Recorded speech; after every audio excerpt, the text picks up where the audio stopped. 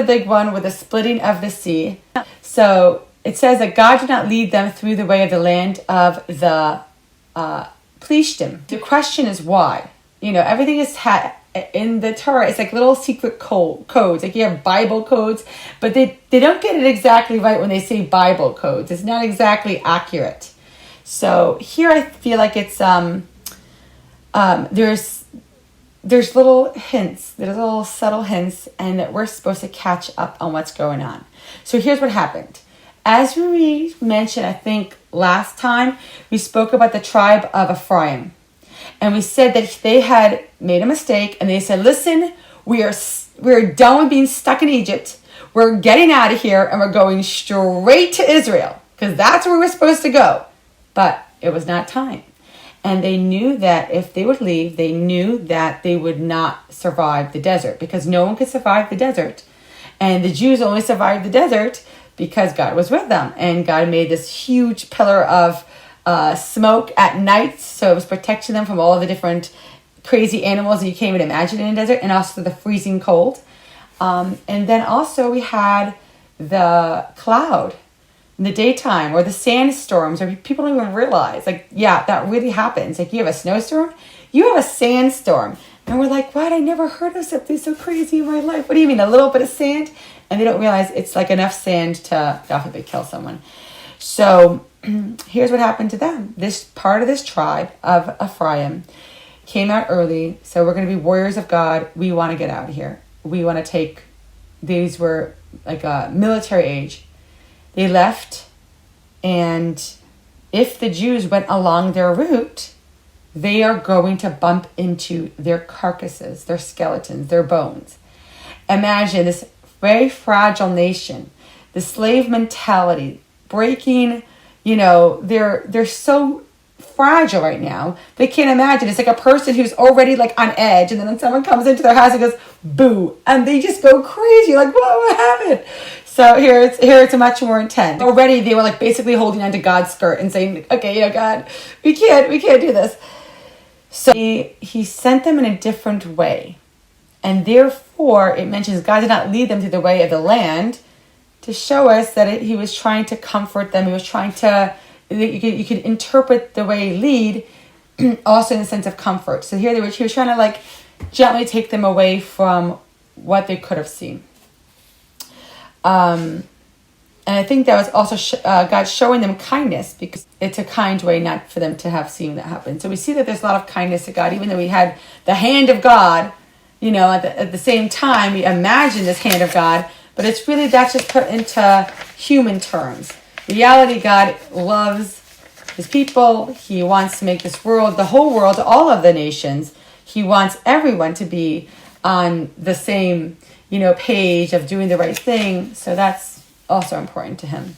So there is, of course, kindness. The source of God is kindness, even though we can't always understand that.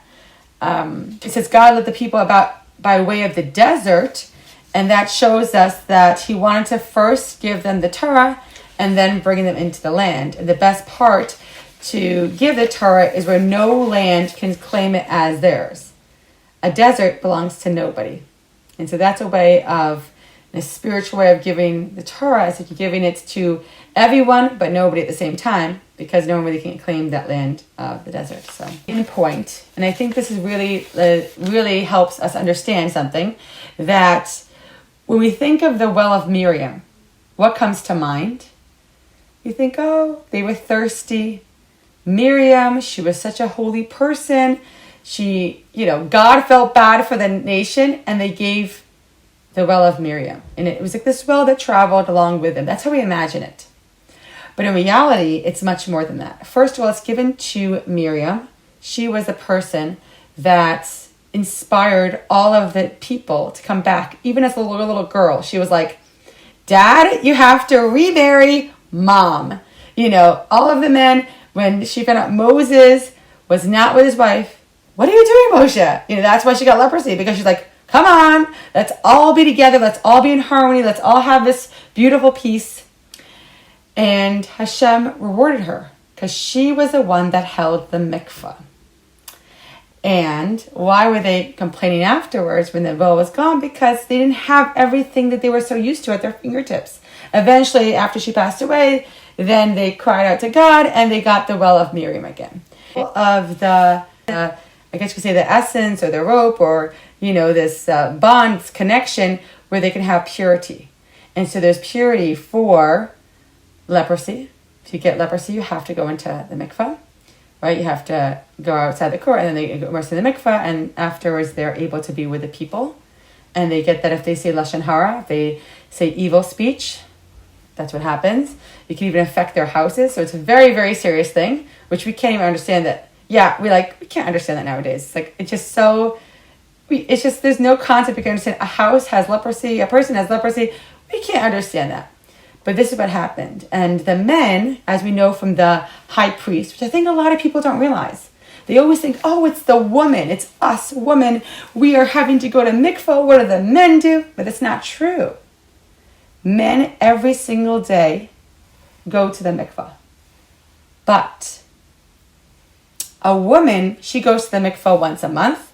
What's the difference? A man nowadays doesn't have what they had back then. Back then, if he would go to the mikvah, he would have he would be pure. Nowadays, they do it to remind themselves of how they're supposed to do it when the temple comes, but they don't change their status and purity. Just because he goes to the mikvah doesn't mean he's pure. It means it's a beautiful, symbolic, it was once that way where they would be pure, but now it's just, it's a kind of from Ezra HaSofer who said, this is something that we don't want to lose. So the men should still go even if it's not changing their status. So the only person nowadays who actually changes their status from impure to pure is a woman. She's the only one every single month that can bring real purity into the world, which actually blows the mind.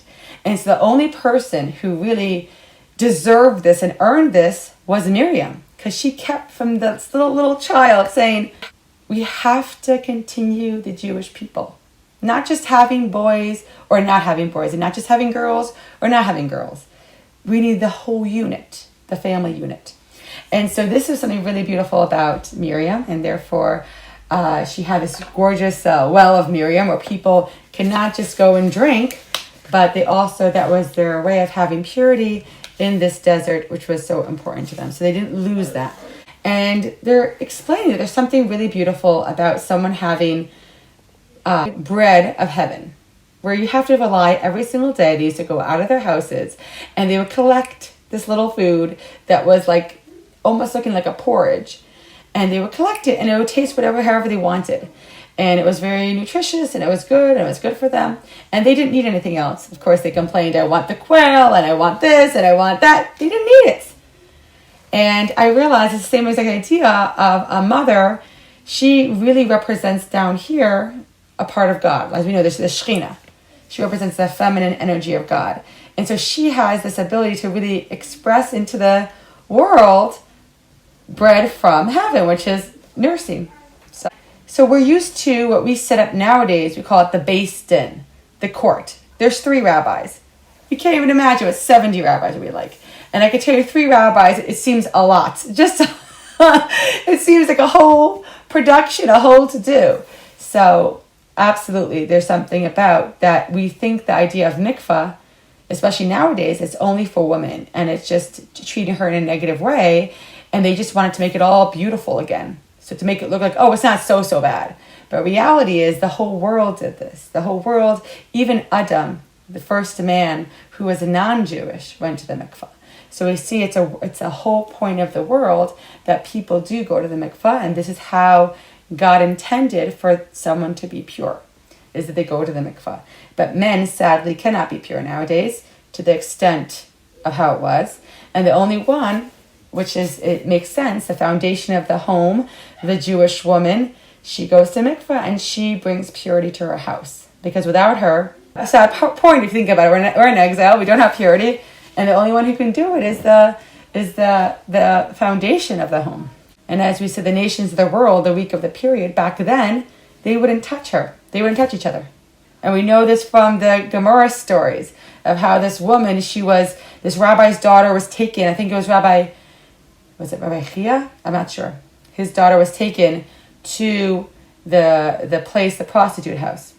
And back then it was supposed to embarrass her and to humiliate her, and that she should have to be raped, because that they wanted to punish the rabbi. They took his daughter there. And one person, everyone was petrified to go there. Like, how are they going to get this girl out? And one rabbi said, I'm going to go there. But if she's worthy, I'm going to know it, and I'll be able to get her out. I, who was looking for, and she said, every time, I'm on my period. And at some point he realizes you can't be on your period all the time. And he realizes, this is her excuse. And she was able to get out, because she would say to him, even you, dressed the way you are, acting the way you are, would know not to touch me when I'm in my impure state. I realized that the nations of the world at least kept that 1 week. And God then said, add another for the Jewish people. And so the Jewish people, you have to sit on your hands the whole month, because you're like, okay, you actually notice each other. You're like, wow, you forget that you're the opposite gender, but because you were married for so long. But then you remember. And then God says, okay, whether you're in the mood or not, mikvah night, that's a mitzvah. So, and for a woman, it makes her very beautiful in her husband's eyes when she's doing all the counting that God has asked her to do. And she's doing all the laws, and she takes this beautiful bath, and it's a whole gorgeous thing. So it's a very beautiful thing. And then she's in a pure state, and it's absolutely stunning. So anyway, this is the beauty that the woman nowadays can do. Men don't have that beauty, but they still go to mikvah, and they still feel good that they went. And even though they don't see the blessing, only we do. So then Moshe is looking for Yosef's bones. He's like, we're getting out of here. And he said that, surely you remember that you should carry my bones up away from here with you. So this is what Yosef said to him. That he told everybody, looked at his brothers, take me out of here when it comes time. And so Moshe basically, he finds out, he knows he was in the Nile. He knows what he did. And that's when where did the paper come from for the golden calf? How do they make this animated calf? It wasn't, Disney. It's because they had, he put in a special paper, Alei Shor, arise ox. Who was the ox? Yosef. The golden calf. There's two troublemakers watching, Dasan and Aviram, and afterwards they took the paper and they saved it to help make this golden calf. So this is what ended up happening. So everything has a reason, everything has a purpose. So they take Yosef out. They're walking with his coffin. It must have been quite a sight to walk with a coffin out of Egypt. Everything else you're taking. Okay. So everyone goes out, and all of a sudden, Egypt is like, we changed our mind. We're coming to get our slaves. Are we crazy? Come on. How many slaves? We had like 20 slaves per person over here. We're not letting them go. And the Jews, like, as we said, they're very fragile right now. They're very frail. They're very emotional, because they're so not used to do this. And this is like someone's trying to kill them every step they go. And if we think about it, that usually is what happens when a person, God forbid, has been abused, has been raped, has been in a terrible situation. It's that moment when she's running away, when they say that person's going to kill her. Because people can give you all the strength you want, but if they're not there for you and they're not protecting you, a person's not going to get out. So it's very, very scary. They see the waters, they see the ocean, they know about the ocean, they know that they're never going to get out, and the horses are coming for them. And this is when everyone had their own way of what we should do. Some said, let's just go into the ocean. God said, we're going to have a miracle. Hopefully we'll find the miracle. One said we're going to pray. Another's like, we're going to fight. And so each time it didn't work out until one person had the understanding of what God wanted, and he actually went into the ocean. And this is Nachshon ben Aminadav, and this is Aaron's wife's brother, and he was in the tribe of Yehuda, and he went up until the water split at his nose. He's like, just walked in. Thinking about when I was reading this, it's really the difference between a woman and a man at the essence. A man by nature wants to help out, wants to build things, wants to do things. That's great. When it comes down to the woman by nature is and spiritually, Kabbalistic, she's this idea of true humility. She can get so low when it comes to anyone. She can sense if somebody is sad, if someone needs something. She has that sense. And so for a woman to understand, what do we need to do? So as we see with Miriam, God said we're leaving. We're going to make ourselves tambourines, or we're going to sing, and we're going to dance, and we're coming out of here. So this is what they understood. But for a man, everything has to be a logical approach at first. A little bit later, are they able to understand, oh, no, you're going way off of what I really need from you. That's not what I asked you to do.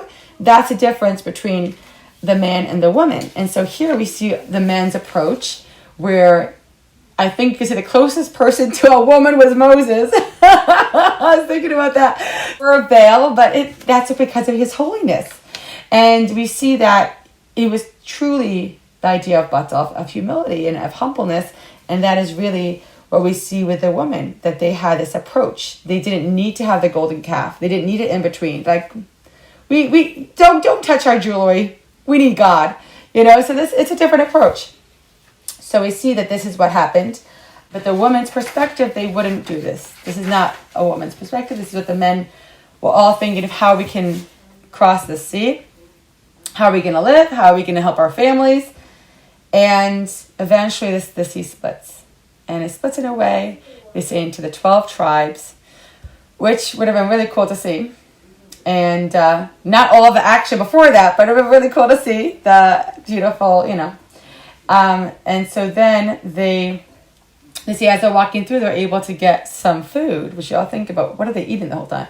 So they were able to get food and able to feed everybody, and they moved forward. And it's a really powerful approach. And I think I when you heard that story I wrote about, Robertson, Henya Fetterman, her approach is very, very much the way of the Lubavitcher Rebbe. Her approach is go first, do first, and then think about it afterwards. And sometimes we can think that that's a childish approach. Like, you think, what do you mean, But in reality, sometimes, especially when it comes to certain situations, we're meant to just go and do and don't think about it. Like if you're thinking about you have to make dinner, or you have to, go and you have a report to do, or you have something going on at work. You're not going to think every second of, oh my gosh, how does this make me feel? You'll get nowhere. So the approach is you're going to go and you're going to do, and you're going to do the best you can. And then afterwards you can analyze, you can think about it. Did it work out? Did it not work out? And that's really the approach of the right approach. The approach that the Jewish people should take when it comes to faith, when it comes to giving themselves over to God. Whatever part in life they are, whichever, if they're from a wealthy situation, if they're from not a wealthy situation, wherever they are coming from, go and do first. And this approach really is a woman's approach. And one of the beautiful things that the Lubavitcher Rebbe said is that the times of Mashiach, who's going to be the real leaders is going to be the woman. So yes, we're going to have the minyan. That's a man's thing, because it's a men's way of davening, not a woman's way of davening. A woman's way is special. It's very beautiful.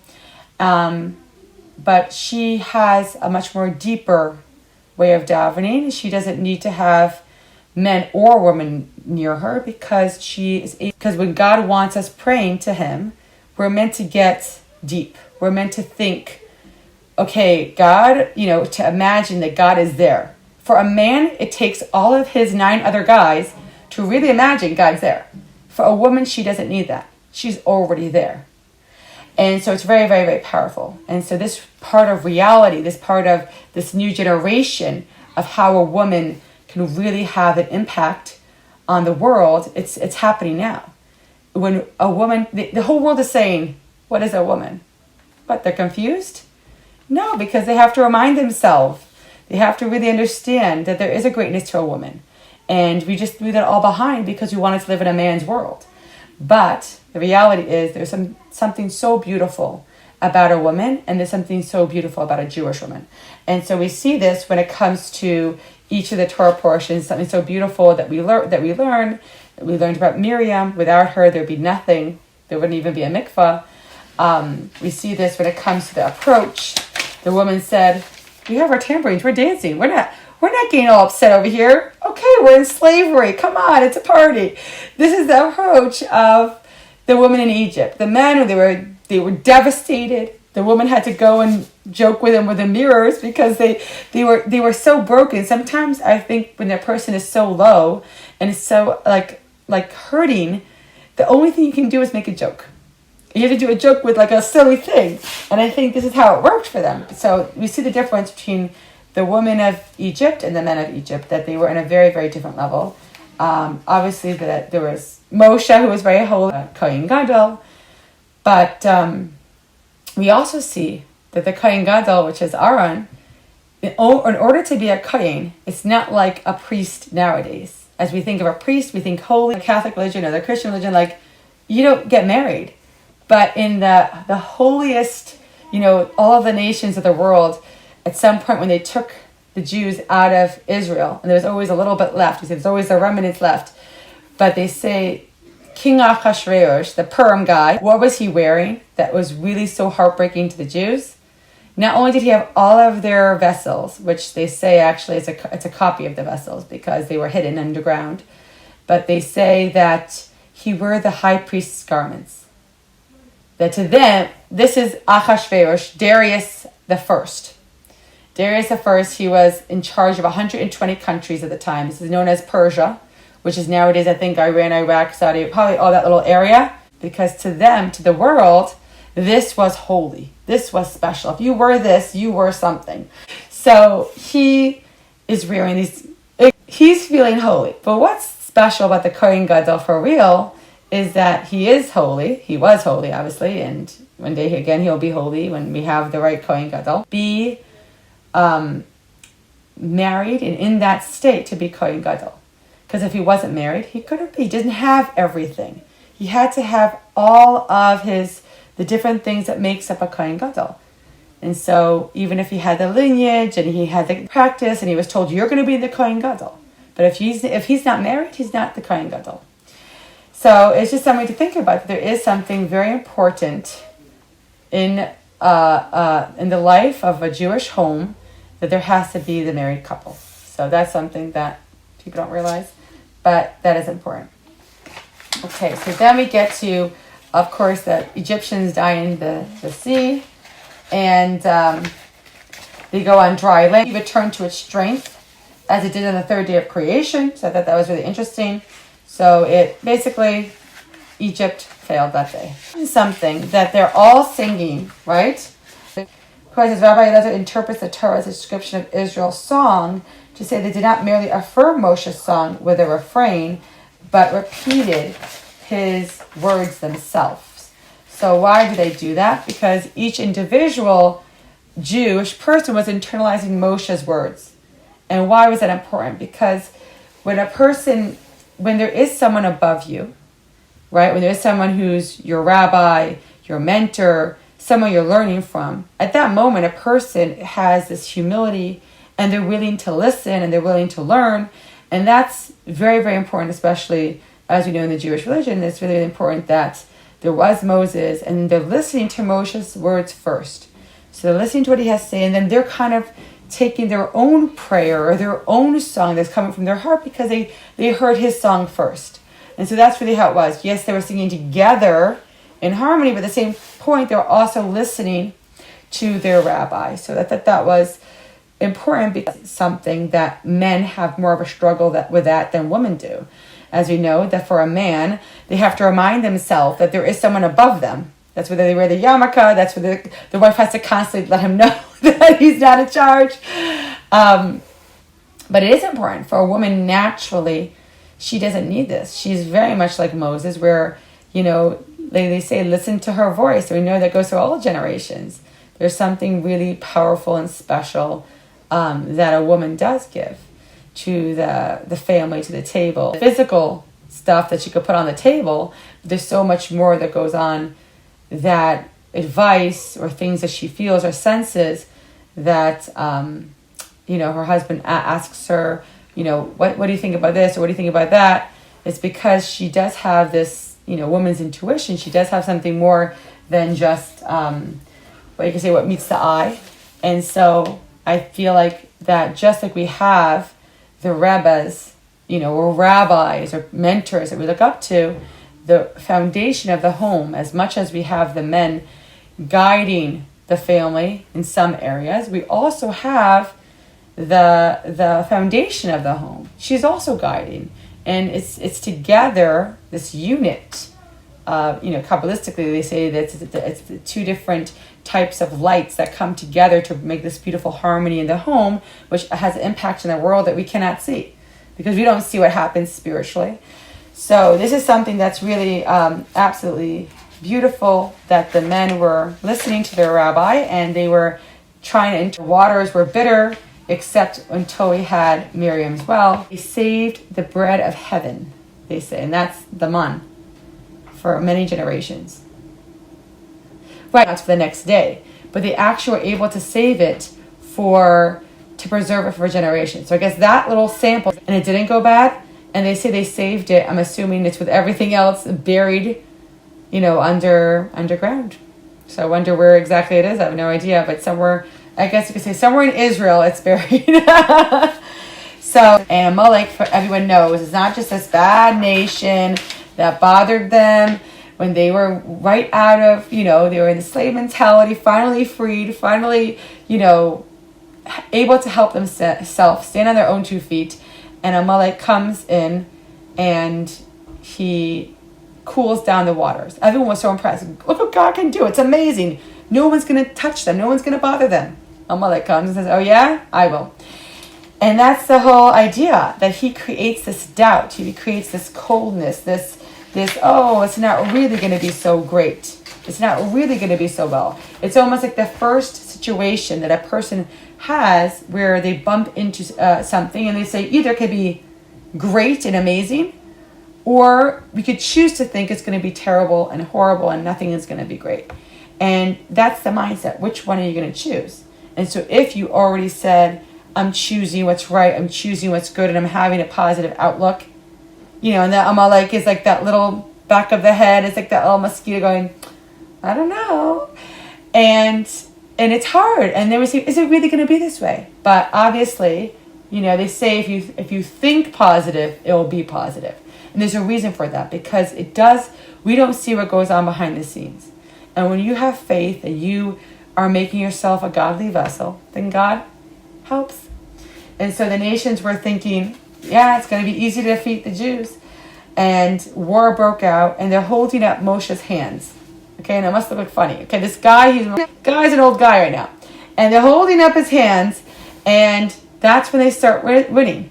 But if the hands go lower, they're not winning. I mean, what is it, a game? It's like, magic time, But reality is that when they held up his hands, what did? They looked upward to God. When his hands are doing, then they're not paying attention. The whole idea of this is that there is this beauty of having faith. And sometimes, things obviously are not going to be that way. But in this situation, Hashem told them it's going to be this way. And so even though you had Amalek who's fighting with them, who's making this doubt, and can we do it? Can we really get out of Egypt and survive a nation no one ever has survived in the desert. No one has ever survived leaving Egypt. And here they were, these slaves for, over 200 years, thinking they can't do anything without a slave master. And yet they broke through this mentality and said, we're going to do this.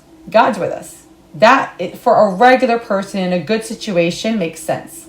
Positive person in a good situation makes sense. A person who has seen time and time again everything in their life destroyed, holding on to so little hope, and except for the woman is like, yes, we can do it, but the rest of the nation was broken. This was a huge game changer. This was, nope, we're breaking out of this mentality. God said it's going to be fine, it's going to be great. That's a huge difference. And that's how really we see how the chapter ends. Again, another lesson for us that there is so much more, that even a nation who were slaves, who couldn't even sleep in their own bed at night because they had to be in the field. And you can only imagine what those fields were like. It's not like the dry desert that we see it now. It was, probably mosquitoes, and everything was horrible, and it was not pleasant, and it was terrible. And every day, same old work where they would make them work, and the buildings would break, and the buildings would fall, and it was part of the curse of being the slave. But God's like, nope, that's not happening. So anyway, a beautiful chapter.